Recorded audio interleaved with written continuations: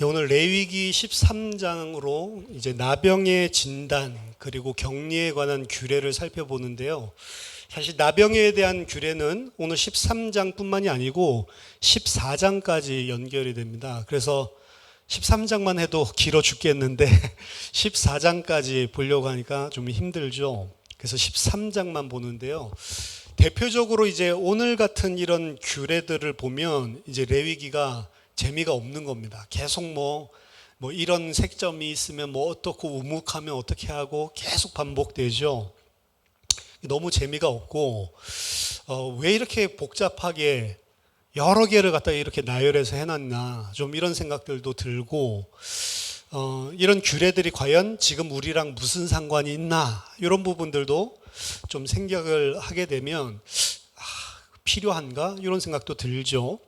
나병 그러면 이제 우리가 이제 히브리어로는 짜라트라고 하는데요. 이 짜라트라고 하는 게 뭔지 솔직히 몰라요.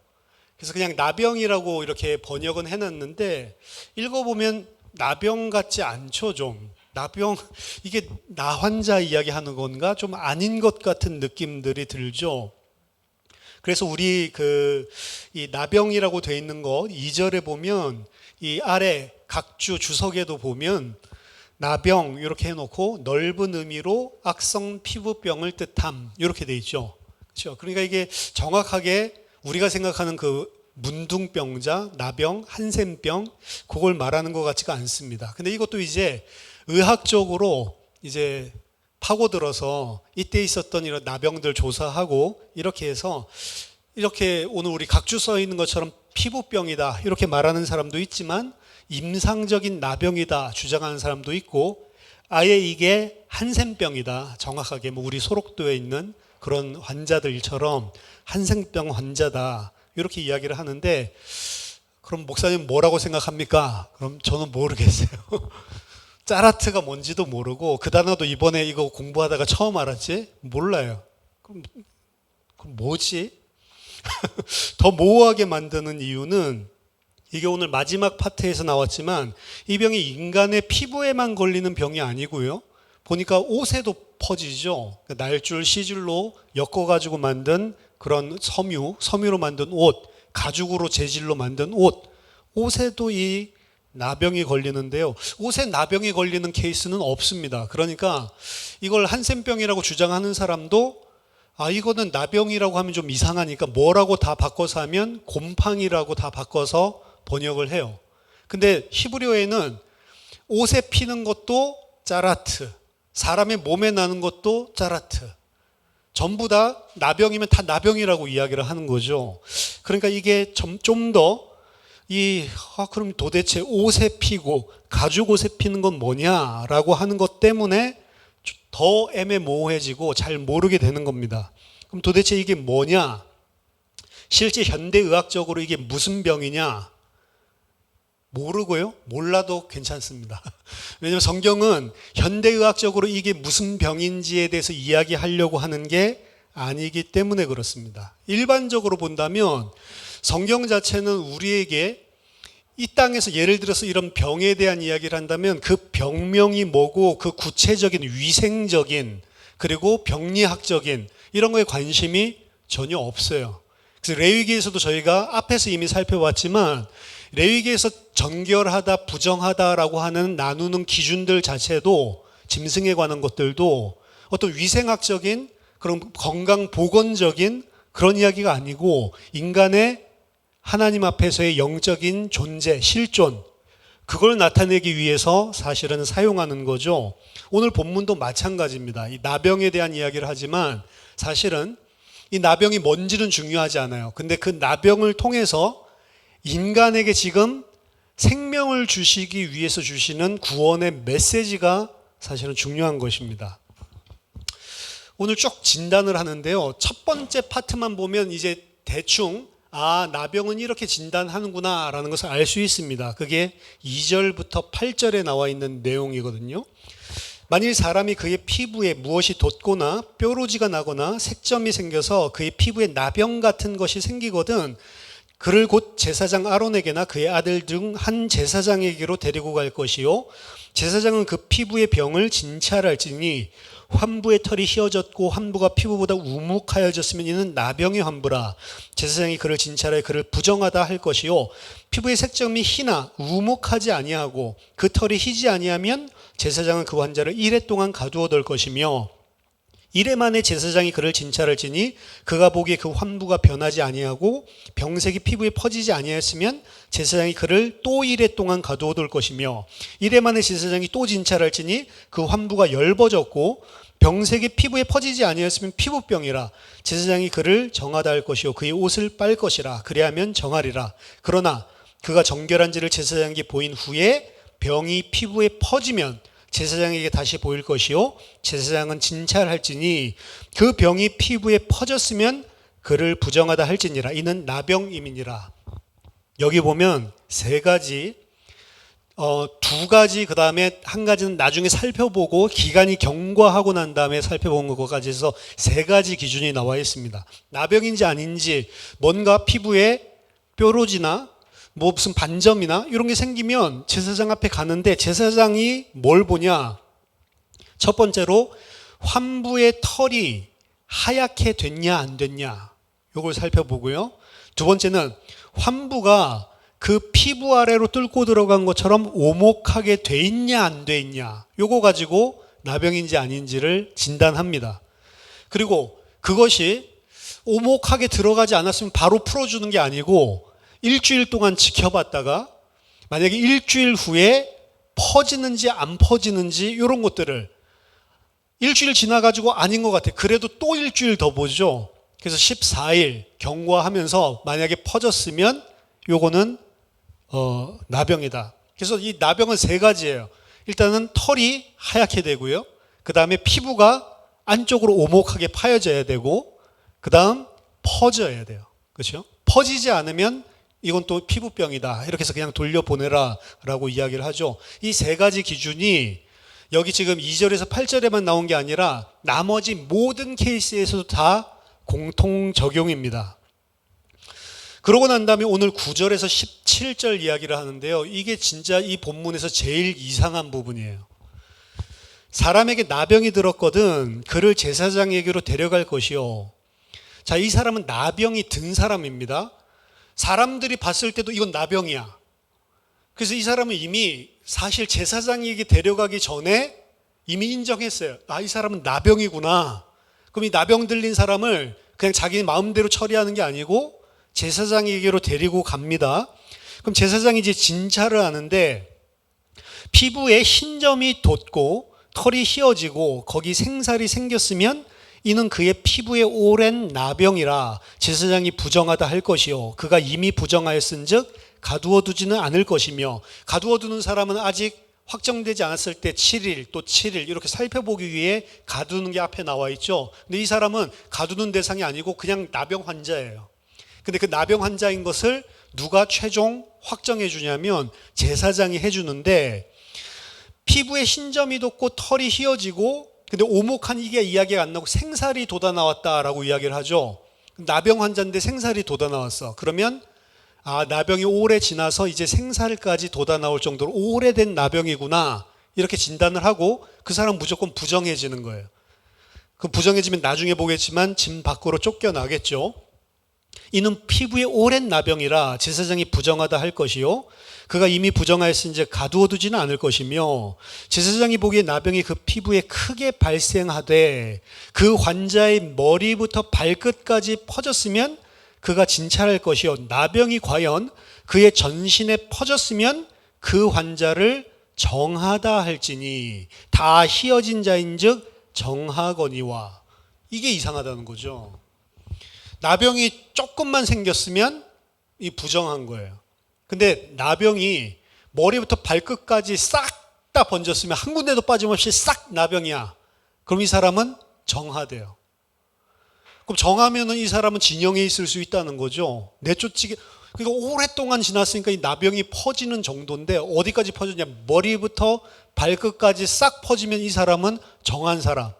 그러니까 격리를 안 시켜도 돼요. 근데 조금만 일부분만 나병 걸렸으면 이건 부정한 사람이야. 내쫓아야 돼. 그럼 뭐야 이게? 그러니까 이게 지금 병리학적으로 하나님이 이 퍼지는 성질이 있는 이런 독성, 이런 전염병 환자를 격리시키기 위한 거다라고 이야기를 했는데, 그렇게 보는 학자들은 사실은 이 파트에서 답이 안 되는 겁니다. 그냥 조금만 있어도 내쫓는데 머리부터 발끝까지 당연히 내쫓아야죠. 근데 이 사람은 뭐라고요? 하나님 봤을 때 정하대요. 이 파트가 사실은 제일 오늘 본문의 핵심이고요. 항상 성경을 읽다가 구약이든 신약이든 읽다가 조금 너무 이상하다 이렇게 생각되는 거 있죠? 그건 뭐죠? 다 복음입니다. 일반적으로 우리들이 너무 잘 생각되는 건 복음 아니고 오히려 거꾸로 이거 이상하다 이건 복음이에요. 예수 그리스도와 관계된 것입니다, 이게. 그리고 머리부터 발끝까지 딱 이 병이 다 퍼져 있는데 14절 보세요. 아무 때든지 그에게 생살이 보이면 그는 또 부정해진대. 그게 이제 나병이 아물어 가지고 생살이 또 돋아 나오면, 조금이라도 돋아 나오면 또 부정해져. 그러니까 이 사람 안 부정하려면 어떻게 해야 돼요? 머리부터 발끝까지 계속해서 나병에 걸려 있어서 그 나병이 어떻게 된다고 여기 보니까 제사장이 16절에 보니까 생살이 변하여 다시 또 희어진대요. 이 희어지는 게 아까 전에 위에 보면 나병의 증거거든요. 생살이 또 없어져, 또 희어져. 그러면 또 다시 정해진대. 정말 이상한 부분이죠. 일단 제껴놓고요. 18절에서 23절까지 똑같습니다. 근데 여기는 이제 종기가 생겼는데 그게 나병인지 아닌지 확인해 보는 거. 똑같아요. 진단 방법은 흰털이 났는지, 오목하게 패였는지, 퍼지는지 이런 것 가지고 이제 기준을 삼는 겁니다. 그리고 24절에서 28절에도 화상이 생겼는데 화상 부위가 이게 화상 때문에 생긴 부은 부인지 아니면 이게 뭔가 나한테 어루러기 같은 뭐 생겼는지, 이게 나병 아닌지, 화상 생겼을 때의 진단법, 그것도 똑같습니다. 진단은.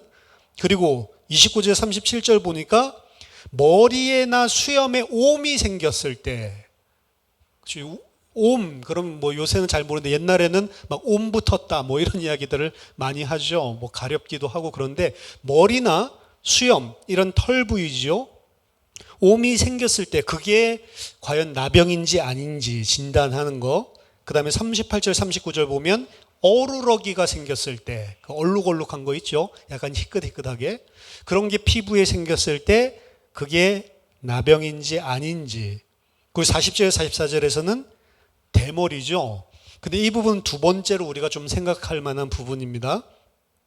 누구든지 그 머리털이 빠지면 그는 대머리니 정하고, 대머리는 괜찮습니다. 하나님 앞에 정해요.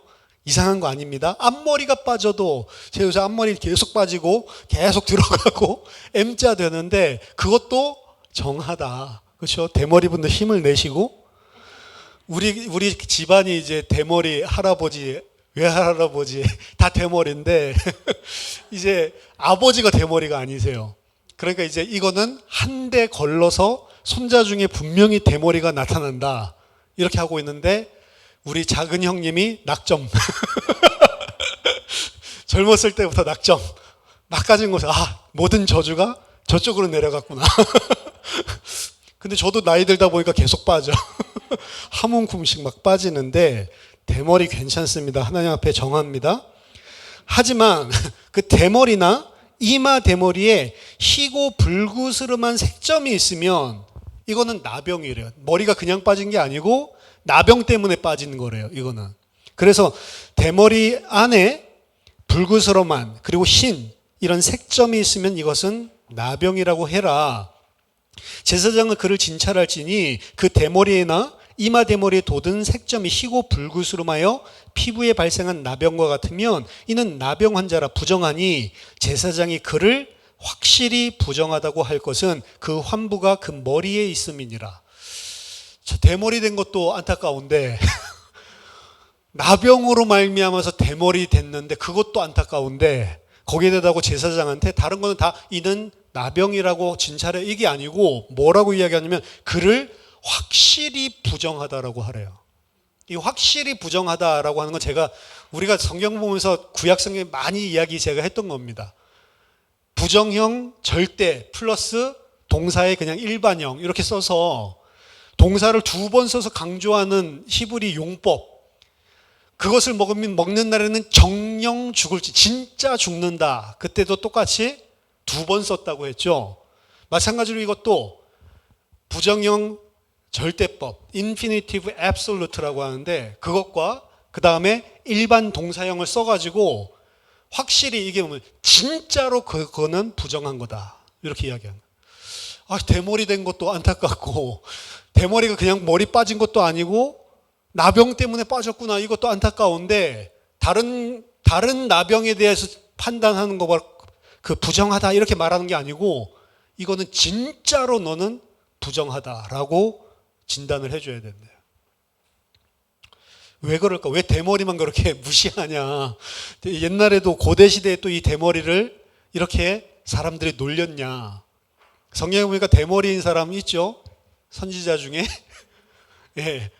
엘리사 대머리라고 애들 놀리다가 어떻게 됐죠? 곰이 나와가지고 다 찢어 죽여버렸죠. 그런 거 보면 대머리 놀리는 관습은 있었던 것 같아. 그렇죠? 오늘날이랑 비슷한데, 하나님 볼 때도 나병 환자들 사이에서도 어떻게 보면 좀 이렇게 해도 되나 싶을 만큼 좀 더 차별하는 것 같죠. 그래서 이 부분도 약간 생각해 볼 필요가 있고요. 그 다음 45절 46절, 지금 이제 사람에게 생기는 나병들 딱 다 설명하고 난 다음에 이 나병으로 확진된 자들 어떻게 해야 되는지. 45절, 나병 환자는 옷을 찢고 머리를 풀며, 옷을 찢고 머리를 푸는 행위는 상가, 장례식 때 하는 행위입니다.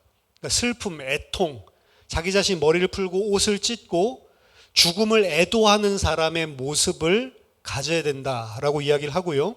거기에 덧붙여서 윗입술을 가리고, 그렇죠? 위입술을 가리고, 왜 침 튈까봐, 그렇죠? 다른 사람들 침 튀지 못하게 그러는 것 같은데, 어쨌든 윗입술을 가리고 자기 자신이 나는 부정하다라고 온 동네에 떠들고 다녀야 돼. 그래서 그 사람을 가까이 못하게 하는 거죠. 나는 부정한 사람이니까 나에게 오지 마십시오 라고 이야기하는 거죠.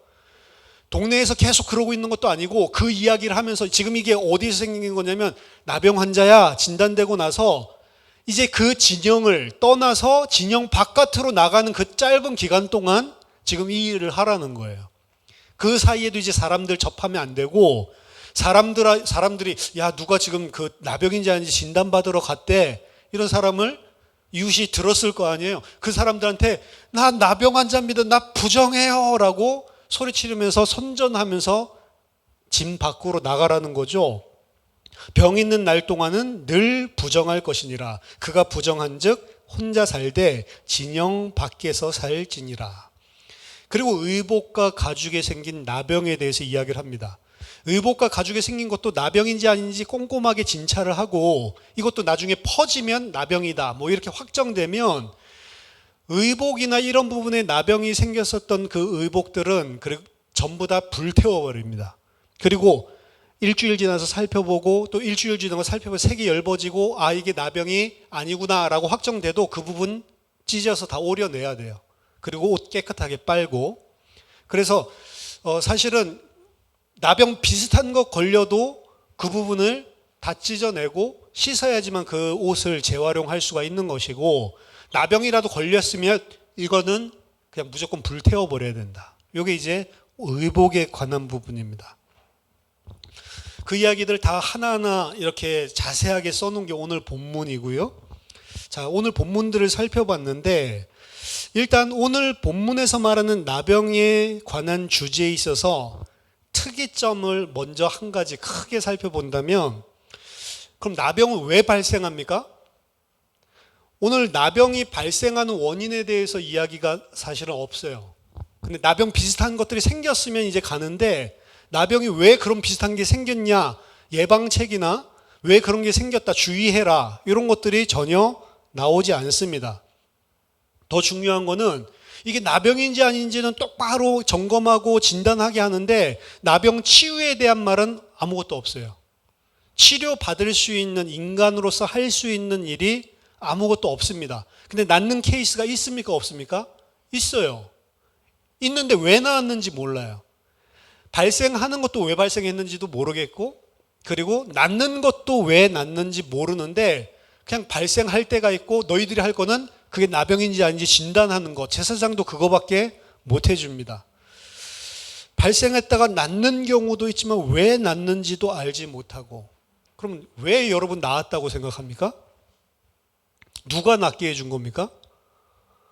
하나님밖에 없는 거예요, 사실은. 그럼 누가 발병하게 했습니까? 그것도 하나님밖에 없는 거예요. 사람이 뭐를 부주의했기 때문에 생기는 게 아니고 하나님이 나병을 나게도 하시고 하나님이 나병을 낫게도 하시고.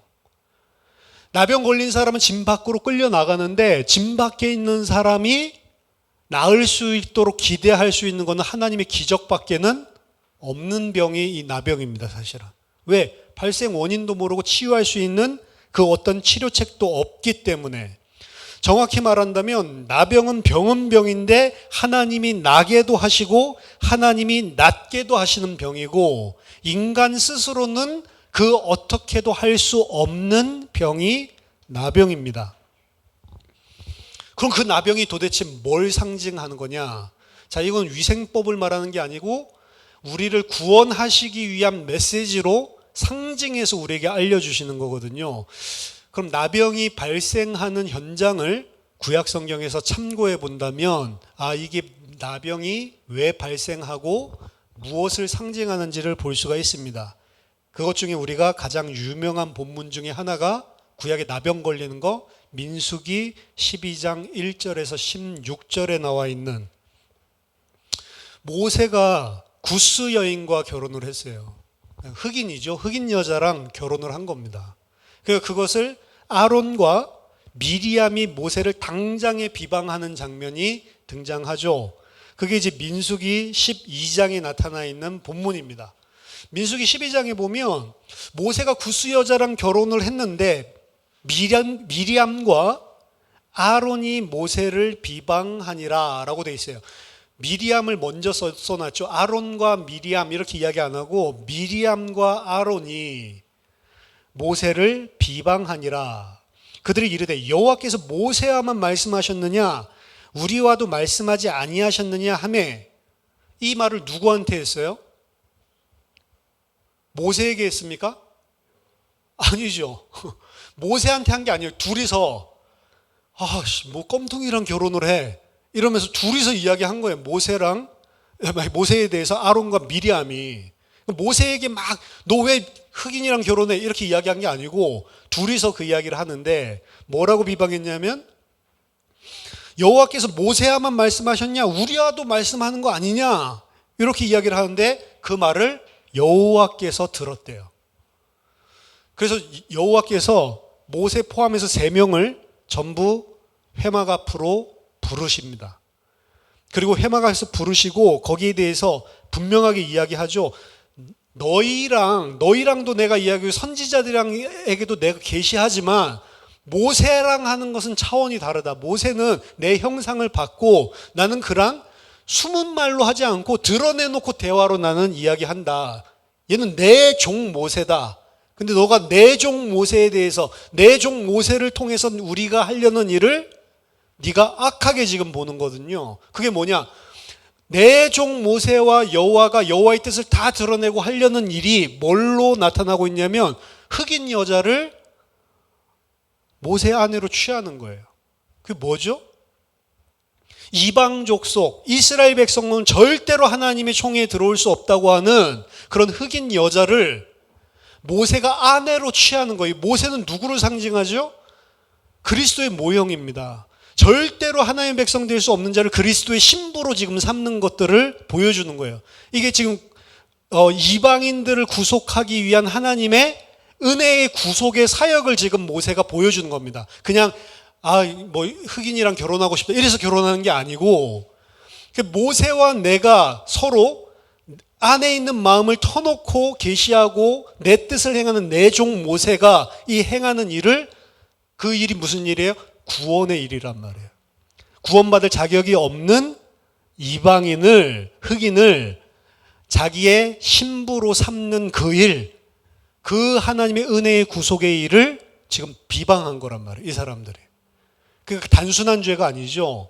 그냥 막 이 서열 싸움 그 정도가 아니고 이 사람은 하나님의 구속사 그리스도를 통해서 죄인을 구속하려는 사역을 비방하고 있는 것입니다. 신약 성경에도 그런 사람들이 있었죠. 예수님이 세리랑 창기들을 부르러 가는 모습을 보고 어떻게 저 부정한 것을 갖다 저렇게 할 수 있냐 비방했죠. 그 사람들이랑 지금 똑같은 일을 하고 있는 거예요. 사실은 그냥 단순한 일이 아니고 그 사람에게 그 미리암에게 아까 전에 미리암을 먼저 이야기했다고 했는데 미리암이 아마 여자들이 그래도 말을 좀 잘하니까 뒷담화를 먼저 시작을 한 것 같아요. 아마 주도권이. 그래가지고 뭐 솔직히 뭐 따져보자. 뭐 우리가 뭐 그렇게 딸리냐. 지가 제일 어리잖아요. 모세가. 우리가 누나고 우리가 형인데 아마 이러면서 막 뒷담화를 막 깐 것 같아. 그래가지고 하나님께서 그곳에서 미리암에게 진노하시고 벌을 내리신데 그 벌이 뭐죠? 문둥병이죠. 나병이 걸리죠. 그래서 온몸이 하얗게 변하는 나병에 걸리게 됩니다. 나병 걸리니까 그때 비로소 아론이 깨닫죠. 아론이 우리가 진짜 범죄했습니다. 제발 내 누이로 하여금 그 미리암으로 하여금 태어나서 죽은 자 같이 생살이 반정은도 썩은 자 같이 되어 죽지 않도록 좀 구하여 달라라고 이야기를 하고요. 모세가 기도하죠. 그래서 일주일 뒤에 미리암이 다시 진영으로 돌아옵니다. 그 말은 무슨 말이죠? 일주일 뒤에 하나님이 낫게 해주셨다는 이야기죠. 그래서 이 사건을 통해서 그럼 나병을 걸리게 하는 사람이 하나님이고 나병을 낫게 하는 사람이 하나님이신데 나병이 지금 왜 걸리는지를 보여주는 사건이 구체적으로 드러나 있는 장면 중에 하나가 이 장면이에요. 왜 나병이 걸렸죠? 나병이 상징하는 건 뭐죠? 지금 여호와만 그 말을 들었죠. 사람들은 모르죠. 모세도 몰라 자기를 욕하고 있는지. 근데 여호와는 압니다. 이 사람이 가지고 있는 숨은 죄를 그 죄가 너 죄인이야. 네가 한 거 지금 하나님 대적하고 있는 거야. 라고 하는 게 몸으로 겉으로 드러나는 것. 그걸 보고 나병이라고 하는 거예요. 그래서 그게 안으로부터 나오는 죄가 겉으로 이건 지금 레위기 처음부터 우리들이 그 강의를 들었으면 지금 레위기에서 이야기하는 것은 죄 짓는 것보다 더 큰 죄가 뭐냐면 죄를 숨기는 것입니다. 하나님 그 죄를 계속 드러내도록 만드는데 숨어있는 자기 내면의 죄가 드러나는 게 사실은 나병이에요. 드러내게 만드는 겁니다. 그래서 살이 오목하게 펴있다라고 하는 게 상징하는 게 안에서 있었던 죄가 밖으로 드러나오면서 나오는 형상이다라고 이야기를 하는 거예요. 그래서 하나님께서 이 미리암이 나병에 걸리는 장면을 보이면서 이 나병은 그냥 병이 아니고 숨은 죄에 대해서 하나님께서 드러내시는 것이 나병입니다. 그리고 드러났을 때에 자신도 그렇고 모든 사람들도 그렇고 저 사람 죄인이구나 라는 것을 알려주는 게 나병이에요. 그거 알려야 됩니다. 그냥 드러난 것뿐만이 아니고 그게 딱 나병에 걸렸으면 나 부정합니다. 부정하면 사람들한테 다 알려요. 다른 사람 다 알도록. 자기 자신도 알고 제사장도 알지만 모든 사람들이 다 죄인이구나 라고 알게끔 만드는 게 나병입니다. 근데 이 나병이 대머리나 이마에 생긴 나병은 정말로 부정하다라고 이야기를 하죠. 왜 정말로 부정할까? 다른 죄도 다 똑같은데 이마에 나병이 생기는 장면이 또 있어요. 성경에. 어딘지 아십니까? 구약 성경에 이마에 나병 생기는 게 있다니까요. 역대하 26장입니다. 우시야 왕에 대한 이야기. 우시야 왕. 우시야 왕은요, 나쁜 왕이 아니었습니다. 16세 때의 왕이 됐고요. 그 아버지도 나름대로 정직하게 하나님 앞에서 행했던 왕이고, 우시야도 그 아버지를 따라서 하나님 앞에서 정직하게 살아서요. 보통 이제 왕이 악하면 북이스라엘 같은 경우에는 뭐 얼마 치리하지 못하고 다 죽어버리죠. 근데 이 사람은 16세의 왕이 돼서 52년 동안 통치했던 왕입니다. 괜찮잖아요. 그 우시야는 그 하나님이 보시기에 정직하게 행하였고 의로운 왕이었다라고 역대하 기자는 이야기를 합니다. 언제까지 근데 그랬냐? 이게 이제 계속 갔으면 좋았을 건데 하나님의 묵시를 밝히 하는 스가랴가 사는 날에 하나님을 찾았고 그가 여호와를 찾을 동안에는 하나님이 형통하게 하셨더라. 하나님 앞에 의로운 자였는데 의로운 기간이 뭘로 특정되어 있냐면 하나님의 묵시를 밝히 하는 스가랴가 살아있을 동안에만 하나님을 찾고 하나님 앞에 의롭게 행했대요. 스가랴가 좋은 사역자였던 것 같아요. 스가랴가 정확하게 이 사람에게 하나님의 말씀을 무엇인지를 가르쳐 줬던 것 같아요. 그리고 그 가르침에 따라서 이 사람은 하나님을 구하고 하나님 뜻대로 행했던 왕이었습니다. 근데 스가랴가 죽고 나서는 이제 문제가 생기는 거죠. 이 사람을 하나님이 복 주셔가지고 강성하게 하는데요. 블레셋과의 전쟁과 그 전쟁 동안에 준비하고 성에 요새를 쌓는 것들을 자세하게 묘사를 합니다. 강대국이었어요. 이 보병들만 30만이 넘는 보병을 가지고 있었고 특별히 2600의 특수부대도 가지고 있었고 그리고 가지고 있던 무기도 최신식입니다. 예루살렘에 있는 재주 있는 사람들에게 무기를 고안하게 해서 망대와 성곽 위에 화살과 큰 돌을 쏘는 돌도 쏴대고 석궁이라고 그러나? 그리고 이 화살도 쏴대는 이런 무기들을 최신식 당시 무기를 망대와 성곽 위에 쌓고 부강한 나라였습니다. 그래서 그의 이름이 멀리 퍼졌다라고 이야기하고요. 그 이유는 하나님의 기이한 도우심을 받아 강성하여 지민이라. 왜 강해졌다고 하냐면 하나님의 기이한 도우심 때문에. 그런데 16절에 그가 강성하여짐에 그의 마음이 교만하여 악을 행했대요. 그 악을 행하는 것 중에 절정이 뭐냐면 하나님 여호와께 범죄하되 곧 그가 여호와의 성전에 들어가서 향단에 분향하려 함이니라. 분향하는 건 제사장의 일이죠. 그러니까 그 당시 대제사장이 이 제사장들 중에서 날래고 힘센 용사들 80명을 데리고 왕이 분향하는 걸 막기 위해서 황급하게 들어갑니다. 왕이요, 절대로 안 됩니다. 하지 마십시오 라고 이야기를 해요. 이것은 아론과 그의 아들들 제사장들에게 맡기신 일이고 왕이 드리는 거 하나님이 받지 않습니다. 하지 마세요 라고 이야기를 한다고요. 곧대로 들었을까요? 네가 뭔데 지금 내가 향단 하나님 앞에 드리려고 하는데 하나님이 내가 드리면 감사한 거지 왜 못 드리게 해? 말 안 듣죠? 우시야가 손으로 향로를 잡고 분향하려 하다가 화를 내니 그가 제사장에게 화를 낼 때에 여호와의 전한 향단 곁 제사장들 앞에서 그의 이마에 나병이 생긴지라. 이마에 나병이 생기니까 나병 이러면서 전부 다 끌어내고 자신도 이제 이 당황해. 그래서 이제 끌려 나가죠. 결국 그 끌려 나가는 길로 이제 왕궁에도 들어가지 못하고 별채를 지어가지고 죽을 때까지 거기에서 살게 하고요. 그리고 죽고 난 이후에도 그 선조들의 묘실에 왕들의 묘실에 묻히지 못하고 옆에 있는 인접한 땅에 묻히게 됩니다. 비참한 거죠. 근데 이 사람이 이 죄를 지었을 때 나병이 생기는데 어디 생겨요? 이마에 딱 생기는 장면이 등장을 해요. 이마에 생기는 나병은 그래서 뭘 상징하냐면 교만함을 상징합니다. 교만함. 하나님이 해주신 것을 마치 자기가 한 것처럼 교만한 것, 요게 이마에 생기는 나병이고요. 그 나병은 확실히 부정하다. 진짜 부정한 거다라고 이야기를 하고 있는 것입니다.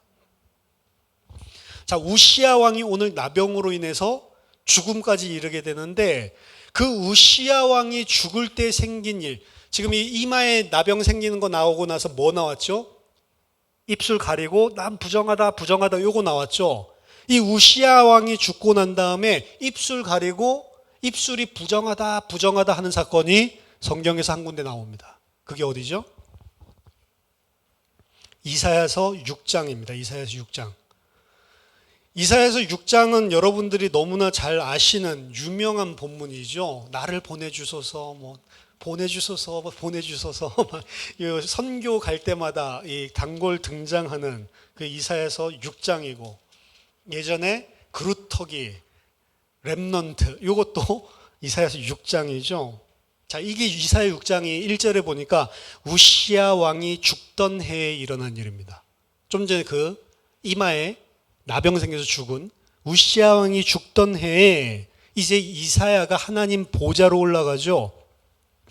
내가 본즉 주께서 높이 들린 보좌에 앉으셨는데 그의 옷자락은 성전에 가득하였고 스랍들이 모시고 섰는데 각기 6날개가 있어 그 둘로는 자기의 얼굴을 가리었고 그 둘로는 자기의 발을 가리었고 그 둘로는 날며 서로 불러 이르되 거룩하다 거룩하다 거룩하다 만군의 여호와여 그 영광이 온 땅에 충만하도다. 이같이 화답하는 자의 소리로 말미암아 문지방의 터가 요동하며 성전의 연기가 충만한 자. 이 하나님의 영광이 가득 차 있는 하나님 보좌 아련시를 지금 그려주고 있습니다. 어느 정도로 하나님의 영광이 대단하냐? 하나님을 섬기고 있는 스랍은 천사들 계열 중에 가장 높은 계열입니다. 하나님 최측근, 어떻게 보면 뭐 비서 같은 그런 천사인데, 이 천사가 스랍은 6개의 날개를 가지고 있어요. 근데 그 하나님의 영광을 바로 옆에서 보좌하는 이 천사가 하나님의 영광을 제대로 못 쳐다보죠. 자기의 눈을 가리고 자기의 발도 가리고. 무슨 소리입니까? 하나님 앞에 자기가 그냥 날개 내려놓고 빤히 쳐다볼 수 있는 그 영광이, 그 지극한 영광 앞에 섰을 때, 스랍 천사도 대단한 천사고 의로운 천사인데 사실은 범죄한 타락한 천사가 아니잖아요. 그럼에도 불구하고 그 영광 앞에 갔을 때, 아, 이건 내가 감당하지 못하겠구나라고 가리는 장면을 보여줘요. 그게 하나님의 영광입니다. 그리고 이사야가 이제 그 아련실에 같이 있는 거예요. 이사야는 스랍이랑 비교해 본다면 죄인이죠. 태어날 때부터. 이사야가 의인 맞는데, 의인 맞고 하나님의 선지자고 종 맞는데도 불구하고 사실 죄인이잖아요. 스랍도 감당 못하는데 이사야가 그 앞에 딱 서자마자 무슨 고백 나오죠? 그때 내가 말하되 화로다 나여 망하게 되었도다. 나는 입술이 부정한 사람이요 나는 입술이 부정한 백성 중에 거주하면서 만군의 여호와이신 왕을 배웠습니다. 하나님 보니까 내 부정함이 안에서부터 폭로가 되고 내 부정함이 진짜로 체감이 되는데 나는 죽었구나. 어떻게 나 같은 인간이 이 하나님 앞에 서서 왕이신 하나님을 보게 되었을까? 여러분, 우리들이 하나님 우습게 생각을 하지만 아닙니다. 하나님 앞에 서면 아무리 지극하게 깨끗하게 살았던 사람도 이 고백을 하게 돼 있는데 이 고백이 진짜라니까요. 부정한 자예요, 인간은.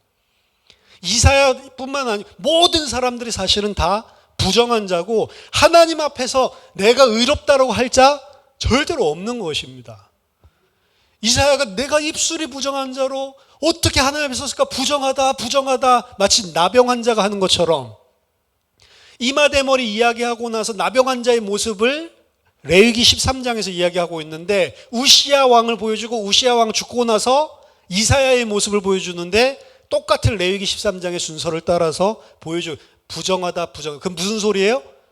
이사야가 하나님 앞에 뭘 깨달았어요? 나는 하나님 앞에 나병 환자구나. 그 사실을 안 것입니다. 그때 이제 천사가 숯불을 가져와가지고 입을 지져버리죠. 그래서 정하게 하는 장면들을 보여주고 있습니다. 그 정하게 한 하나님의 선지자죠. 이사야에게 이제 소명을 줍니다. 근데 그 이사야에게 주는 소명이 뭐죠? 너는 이스라엘에게 가서 이 백성으로 마음을 둔하게 하며 그들의 귀가 막히게 하고 그들의 눈이 감기게 해라. 자, 말씀 주는 그 사역의 내용이 뭐냐? 이스라엘 백성에게 가서 이 사람들 절대로 못 깨닫게 해라. 눈으로 보지도 못하고 귀로도 듣지 못하고 입으로도 말하지 못하게 하고 아예 모르게 싹 다 감기게. 그게 이사야의 사역이래요. 언제까지 제가 이렇게 해야 되겠습니까? 묻죠. 그랬더니 성읍들은 황폐하며 주민이 없으며 가옥들에는 사람이 없고 이 토지는 황폐하게 되며 여호와께서 이 사람들을 멀리 옮기셔서 이 땅 가운데서 황폐한 곳이 많을 때까지니라. 이게 예루살렘 함락입니다. 그 중에 10분의 1이 아직 남아있을지라도 이것도 황폐하게 될 것이다. 자, 10분의 1이 남아있는 게 렘넌트가 아닙니다. 그 10분의 1도 어떻게 된다고요? 싹 다 배임당하고 황폐하게 될 거라고요. 모든 자들이 다 황폐하게 될 거라고요. 하지만 그루터기가 남아있는 것처럼 남아있는 게 하나가 있는데 그게 뭐예요? 그게 거룩한 씨래요.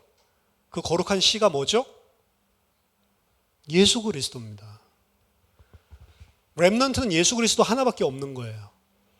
10분의 1 남았다고 하는 것까지도 싹 다 밀어버리라고 했습니다. 하나님 앞에 이스라엘로 남아있는 자는 예수 그리스도밖에 없는 거예요.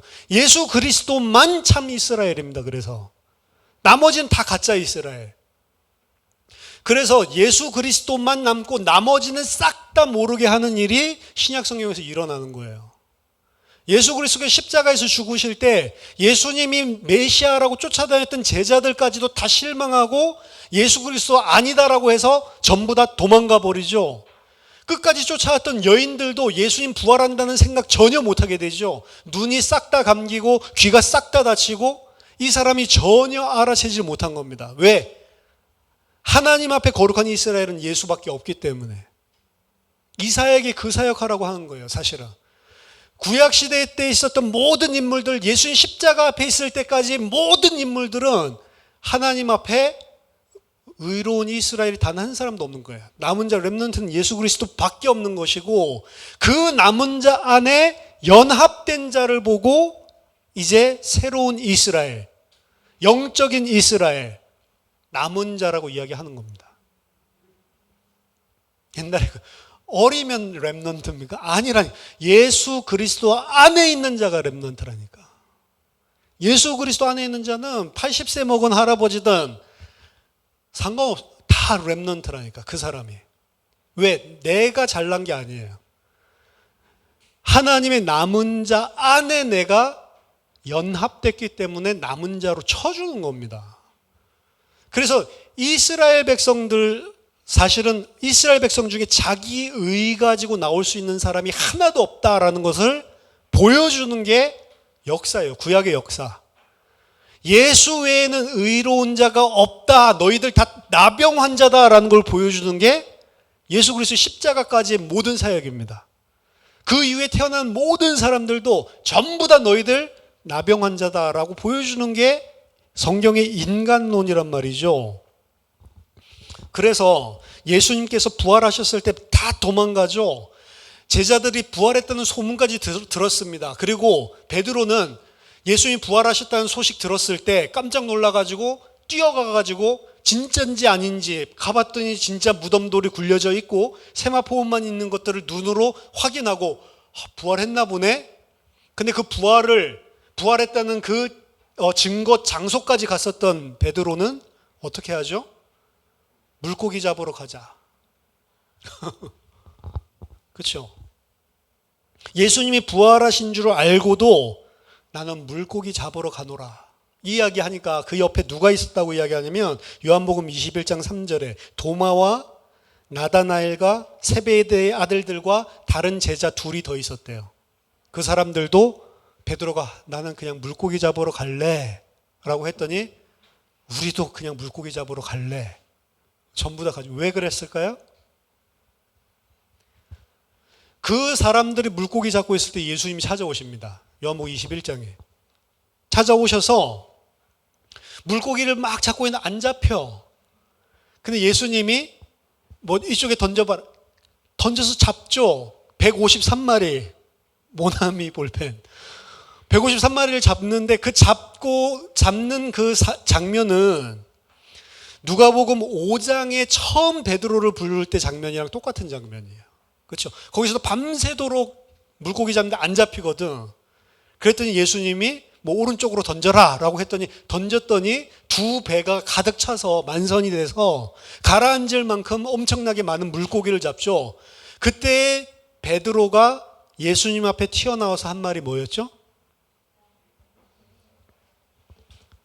주여 나를 떠나소서 나는 죄인입니다. 요 이야기가 요한복음 21장에 똑같이 이야기를 하고 있는 거예요. 처음 부르실 때 주여 나를 떠나소서 나는 죄인입니다 라고 하는 베드로를 예수님은 그래? 그럼 넌 날 따라와. 예수님 따르는 기준입니다. 바리새인 못 따라요. 난 모든 율법 다 행했습니다 하는 청년 못 따릅니다. 누가 예수님 따를 수 있냐? 나는 죄인입니다. 주님 나를 떠나주세요 라고 이야기가 그래? 그럼 너는 나를 따라와라. 내가 너로 사람을 낚는 어부가 되게 하겠다. 자, 지금 면목 없이 예수님을 3번 부인했던 베드로가 또다시 이제 낙심해서 부활했다는 사실을 알고도 주님 만나기를 원치 않습니다. 왜 그러죠? 나는 죄인입니다. 주여 나를 떠나소서. 그 베드로를 찾아가신 거예요. 그래? 너 부정한 자야? 그래? 너 죄인이야? 그럼 너는 나를 따르라. 또 쫓아가는. 거꾸로입니다. 이 복음이라고 하는 게. 자기가 죄인이다라고 이야기하고 자기는 절대로 예수님의 은혜를 받을 수 없는 자라고 하는 자에게 은혜가 임하는 거예요. 자기는 하나님의 호의를 받을 수 있는 의인이다라고 하는 생각하는 사람에게는 하나님의 은혜를 베풀지 않고 나는 하나님의 은혜를 받을 자격이 없는 죄인입니다라고 하는 사람에게 하나님의 은혜를 베풀어 주는 거예요. 그게 이제 복음에서 보여주고 있는 이야기입니다. 따라서 오늘 이 이야기들을 쭉 살펴보세요. 아까 제일 이상한 본문이 머리부터 발끝까지 다 나병이 있는 사람은 그때서야 정하다라고 이야기를 했죠. 머리부터 발끝까지 나병이 있는 사람. 근데 그 나병이 있는 사람이 만약 생살이 조금이라도 돋아나면 또 부정하대요. 생살은 뭘 의미하죠? 나병 안 걸린 거. 나병 안 걸린 게 조금이라도 있는 사람은 부정하대. 근데 나는 머리부터 발끝까지 다 나병 환자입니다 라는 것들이 분명한 사람은 정한 사람이래. 생살은 뭘 의미하죠? 그래도 괜찮은 부분, 병에 안 걸린 부분, 나의 의로운 부분, 하나님 앞에서 이거는 내가 좀 깨끗하지라고 하는 부분, 그거 있는 사람은 부정하다라고 하는 거예요. 나는 하나님 앞에 머리부터 발끝까지 나병입니다라고 하면 그 사람은 의로운 자입니다. 근데 오늘 나병에 대한 규례인데 더 근본적으로 생각해 볼 필요가 있어요. 자, 이게 지금 죄를 이야기하는 거구나. 죄가 눈에 가시적으로 나타나게 하시는 것이고 나는 완전히 죄덩어리입니다 라고 인정하는 사람이 의로워지는 것이구나. 사실은 이제 나병이 다 깨끗하게 돼서 의로워지는 게 아니고 진짜 의로워지는 것은 나는 나병 환자입니다 라는 걸 인정하는 사람이 의로워지는 것입니다. 왜 그러냐면 이스라엘 백성들 중에 그 마음속에 하나님 앞에 의를 가지고 있는 사람이 단 한 사람이라도 있습니까? 그게 지금 이사야 6장에 보여주고 있는 거예요.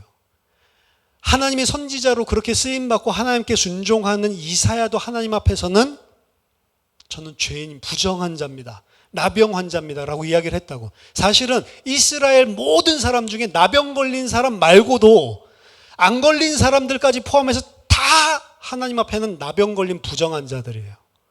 근데 그게 겉으로 안 드러난 거죠. 숨겨져 있는 거죠. 그러면 진짜 부정한 자가 누굽니까? 나병 환자입니까? 아니면 나병 안 걸려서 자기 의롭다라고 생각하고 있는 사람이 부정한 겁니까? 거꾸로예요, 거꾸로. 나병 환자는 나병 환자를 통해서 드디어 인식하기 시작해요. 내가 하나님 앞에 나아갈 수 없는 부정한 자구나. 하나님이 낫게 해주시지 않으면 사람의 힘으로는 고칠 수 없는데 하나님 만나고 하나님의 백성으로 하나님과 거주하기 위해서 진영 안에 들어가기 위해서는 하나님의 은혜가 필요한 자인데 이 사람이 구할 거는 하나님한테 간구하는 것밖에 없는 거예요. 다른 거 기댈 수가 없어요. 이 사람이 은혜 받은 자예요. 이 사람이 의로운 자예요, 사실은. 안에서 자기가 나병이 없는 줄 알고 하나님 앞에 의로운 자로 나는 진영에 머물 수 있는 자격이 있다라고 생각하는 사람, 그 사람이 더 심각한 숨겨진 나병을 가지고 있는 자라니까요. 근데 이 나병 의례를 보면 나병 걸린 사람 부정하다 이렇게 하지 내가 나병 걸리면 못 깨닫겠죠? 못 깨닫습니다. 왜? 구약 시대에는 그림자로 주셨기 때문에 못 깨달아요. 그래서 신약에서 예수님이 구약에서 이야기한 것이 무엇인지를 밝히시기 위해서 오셨고, 구약에 있는 말씀이 무엇인지를 밝히신 핵심적인 진수가 어디 나타나냐면 마태복음 5장에서 7장 산상수훈에 나타나 있는 겁니다. 산상수훈은 뭐 이야기하는 거죠? 나 나병 안 걸렸으니까 나 괜찮아요 라고 하는 사람한테 아니 너 나병 환자야 라는 걸 이야기해 주는 게 산상수훈이라고요. 나 간음 안 했는데요? 아니 너 마음속으로 이미 간음했잖아. 저 살인 안 했는데요? 아니 너 마음속으로 이미 살인했잖아. 너 살인자고 간음자고 너 도둑질한 자고 너 나병 환자야 라고 예수님이 보여주고 있는 겁니다. 누구에게? 나 의롭다라고 생각하고 있는 사람에게 뒤집어 버리는 거예요. 그래서 레위기에서는 나병 걸린 사람이 부정하다라고 했지만 나병 걸린 사람은 자기가 부정하다는 것을 깨닫게 된 하나님의 은혜를 받은 사람이에요. 하나님의 은혜 아니면 안 된다는 것을 아는 진짜로 하나님이 택하신 복을 받은 사람이죠. 오히려 나병 안 걸린 사람 몰라요. 자기가 하나님 앞에 죄인인 걸 모르고 있어요. 근데 신약 성경에 와서 너 나병 안 걸렸어?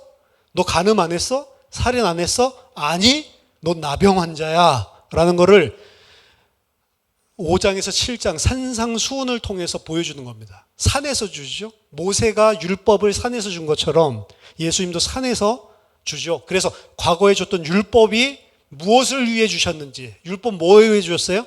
너희를 죄에 가두기 위해서, 너희가 죄인이란 사실을 드러내서 하나님의 은혜가 필요한 자라는 것을 알게 하기 위해서, 너희 의로는 절대로 하나님 앞에 나올 수 없다라는 것을 깨닫게 하기 위해서 주신 게 율법이야, 모세 율법이야. 이렇게 그 의미를 밝혀주시는 게 산상수훈이죠. 그래서 산상수훈 마태복음 5장부터 7장까지 끝나고 나면 8장에 이제 산에서 내려오시는 장면이 일어나는데, 산에서 내려왔을 때 8장 1절에서 3절 무슨 일이 제일 처음 생기죠? 예수께서 산에서 내려오시니 수많은 무리가 따르니라. 한 나병 환자가 나와 절하며 이르되 주여 원하시면 저를 깨끗하게 하실 수 있나이다. 산상수훈 다음에 바로 처음에 일어나는 사건이 자기가 나병 환자인 걸 분명히 아는 자가 예수님 앞에 나온단 말이에요. 누구는 안 나와요? 바리새인 서기관은 안 나옵니다. 왜죠? 깨끗하게 받을 게 없기 때문에. 근데 나병 환자는 알아요. 나는 나음을 입어야 된다. 예수께서 손을 내밀어 그에게 대시며 이르시되 내가 원하노니 깨끗함을 받으라 하시니 즉시 그의 나병이 깨끗하여진지라. 이게 산상수훈 결론. 산상수훈 끝나고 새로운 이야기 시작되는 거기도 하지만 산상수훈이 뭘 이야기하고 있는지를 보여주는 사건이기도 합니다. 오늘 나병의 규례 이런 거 저런 거 막 진단하는데요. 진단 필요가 없습니다. 그냥 다 나병 환자예요, 사실은. 다 나병 환자인데 하나님 왜 나병을 나게 합니까? 너 지금 죄 짓고 있어. 그래서 죄를 지을 때 미리암이 나병에 걸리는 것이고 우시야가 죄를 지을 때 나병에 걸리는 것이고, 근데 이사야의 사건을 통해서 뭘 보여주냐? 아니 나병 안 난 자도 다 하나님 앞에는 부정한 자야. 하나님의 영광 절대 볼 수 없어. 하나님과 함께 절대 할 수 없는 자야. 하나님과 함께 할 수 있는 의인은 아브라함이 자손이라고 해서 되는 게 전부 다 베어낼 건데 이 땅의 거룩한 씨 그리스도만 하나님의 사람, 그리스도만 이스라엘이야. 이 이야기를 해주고 있는 겁니다. 우리가 나병 환자라고요. 생살이 조금이라도 섞이면 하나님 안 받아주세요. 뭐로 가야 돼요? 나는 완전히 나병 환자입니다. 나는 내 의를 가지고 하나님 앞에 나올 것이 아무것도 없습니다 하는 사람만 받아주는 거예요. 그런데 어떻게 오늘날의 교회들이 하나님 앞에 부끄럽지 않도록 이걸 하고 저걸 하는 게 신앙생활인 것처럼 가르치냐고요. 이걸 하고 저걸 한다고 하나님 기뻐하지 않습니다. 왜? 그거 다 부정한 것이에요. 하나님 기뻐하시는 거는 내 의가 아니라는 거. 그래서 사도 바울은 열심히 일을 해놓고 이건 내가 한 것이 아니고 하나님의 은혜고 나는 죄인 중에 괴수다라고 고백을 하는 거예요. 오라 나는 공고한 자로다. 그래서 예수 그리스도라는 방법으로 죄와 사망에서 나를 구원하셨구나. 왜? 나는 부정한 자니까. 자기의 의를 조금도 주장하지 않는 것입니다. 근데 하나님의 백성 아닌 자는 자기의 의를 들고 나오는 거예요. 우리가 레위기 오늘 나병의 진단과 다음 시간에는 나병 환자가 어떻게 정결하게 되는지 정결례에 관한 건데요. 그 안에도 복음이 다 담겨져 있습니다. 근데 이 나병 환자인지 이 진단하고 있는 이 규례, 이 속에 하나님이 우리가 누구이며 하나님 앞에서 너희가 마땅히 어떠해야 되는지를 보여주고 있는 거예요. 사실 우리는 다른 나병 환자를 손가락질을 할 수가 없는 것입니다. 오히려 창녀들, 세리들, 세상 사람들이 그때 이스라엘 사람들이 다 알고 있는 부정한 자들, 자신들도 알아요. 자기가 부정하다는 걸. 이 사람에게 예수님이 가서 같이 밥 먹는 거예요. 자기 의롭다라고 하는 사람들을 하나님이, 예수님은 꾸짖으시는 겁니다. 바리새인과 서기관, 이 독사의 자식들아 라고. 왜 그러죠? 그 사람들 뭐 자랑해요? 나 생살요만큼 있는데요. 그렇죠? 내 의, 생살. 그렇죠? 교만해가지고 아유 나는 저것들과 같지 않고 나는 하나님 복 받을 수밖에 없는 사람. 요 생살 가지고 있는 이마에 하얀색 나병 가지고 생살 자랑하고 있는 사람들. 이 사람들을 전부 다 하나님이 쳐내시는 거예요. 하나님 백성은 저 생살 하나도 없어요. 하나님 앞에 내세울 수 있는 생살이 하나도 없네요. 이 사람을 보고 너는 정하다. 자, 우리는 다 나병 환자입니다. 그걸 인정하는 자가 하나님의 백성이에요. 그 사람은 오직 예수 그리스도의 의로만 하나님 앞에 나가게 되어 있습니다. 저와 여러분들이 온전히 하나님 앞에 내 의를 다 내려놓고 나를 부인하고 예수 그리스도의 십자가를 따르는 하나님 백성 되기를 예수 이름으로 축원합니다. 기도하겠습니다. 하나님 아버지 은혜를 감사드립니다. 썩어 문드러져 죽을 수밖에 없고 진 밖으로 쫓겨나서 하나님을 뵐 수 없는 그런 나병 환자인 저희들을 예수 그리스도께서 오셔서 정하다 하시고 의롭다 칭해 주시고 하나님의 백성 삼아 주심을 감사드립니다.